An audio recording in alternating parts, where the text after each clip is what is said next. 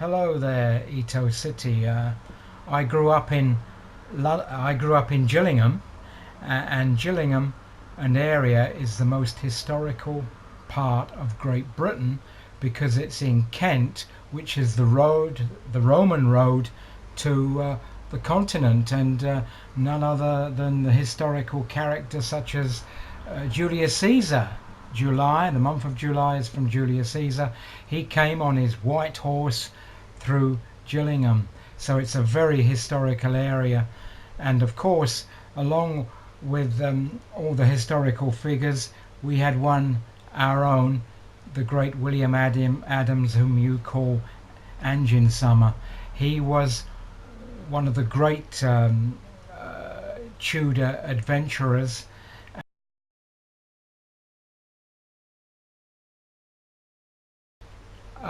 He was also the founder of the Japanese Navy and was a great friend of Ieyasu Tokugawa, one of the very important figures in Japanese history, and they were close personal friends. This was an extraordinary achievement. Adams was employed at that time by a Dutch company, and rather tragically, a little bit later on, Holland and England got into another war, and this is where Adams, with the support of a group of samurai, was in his James Bond mode, because he got across onto one of the Dutch ship and rescued an English prisoner, and then the following day, with the help of his samurai swordsman, he got back on the next day to that and rescued a second prisoner, which he learnt off afterwards. This was the kind of man Adams was. He was also a brilliant linguist, as some are, not myself I might add, but he was a brilliant linguist and became the the official translator to Tokugawa Ieyasu. He also had a family he had a family here in Gillingham who moved to London to be near the East India Company, and she was financed somewhat from Japan.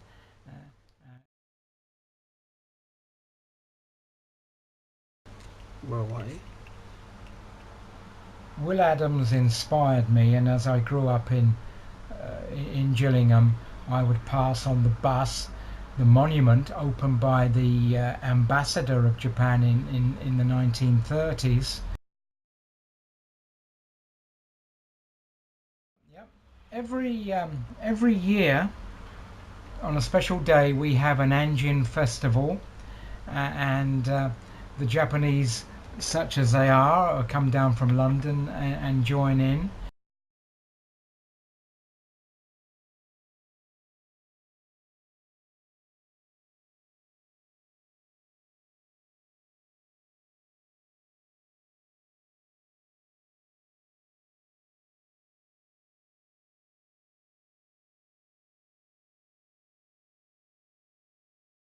So here we are in the Will Adams pub in Gillingham, the sister city to Yokosuka and Itoh, and here's the landlord. Hello there, sir. And here we've got a picture of the great Will Adams, and you can see the flags here, which is the flag of St George, which is the actual flag of England, actually. The Union Jack includes Scotland and Wales and I suppose Northern Ireland. So here we are. The World Cup in Russia is being shown, and we've got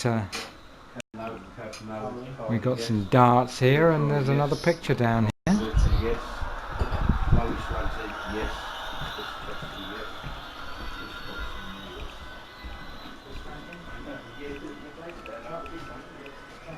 We get some humorous.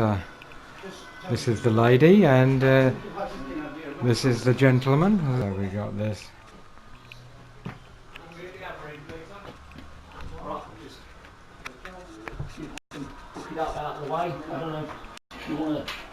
Oh, this is nice. This is nice. Thank you.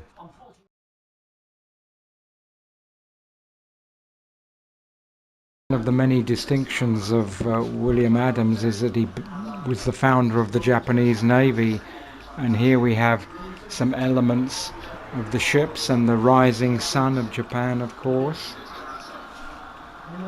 And this might be representing the original ship that arrived in Japan, and there we've got Mount Fuji.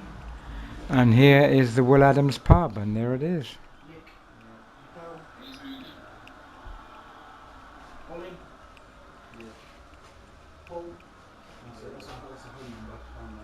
And here we are.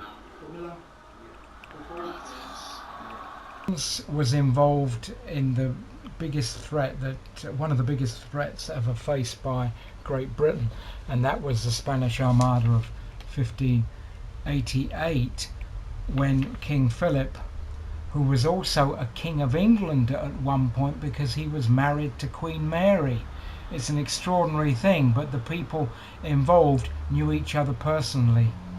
Adam was somewhat closely involved with the Armada. He saw the Armada. He was commander, very distinguished, on a support vessel coming up to Drake and Hawkins and the others on their attack and resupplying the frontline ships of the British at the time.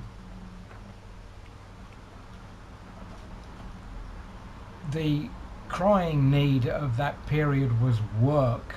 Most people worked on the land. Those not on the land would go to sea. There was very little. The Industrial Revolution had not taken off at that point, so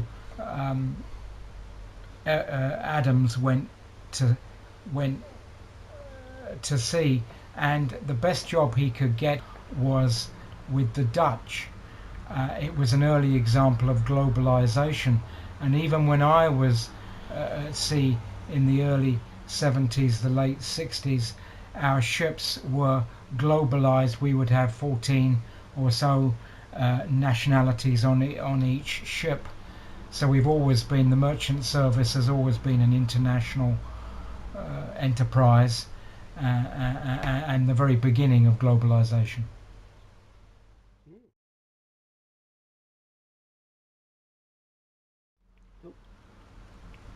I began my adventure in Tierra del Fuego, named by Ferdinand Magellan on his first circumnavigation of the world, and I was with a Japanese girl named Yoshiko Matsumoto from Gifu-ken, and Yoshiko was born in Hokkaido. Do any of the Japanese students and the Japanese there smoke? Not so many. Well, I met an Indian lady, an old Indian lady, who was smoking a cigar, but she put the hot end into her mouth, and she said to me, our menfolk have told us not to be frightened of you because you've walked from the moon. And indeed I did walk from the moon. In a sense, I walked in the land of dreams, and I do encourage young people to follow their own dreams.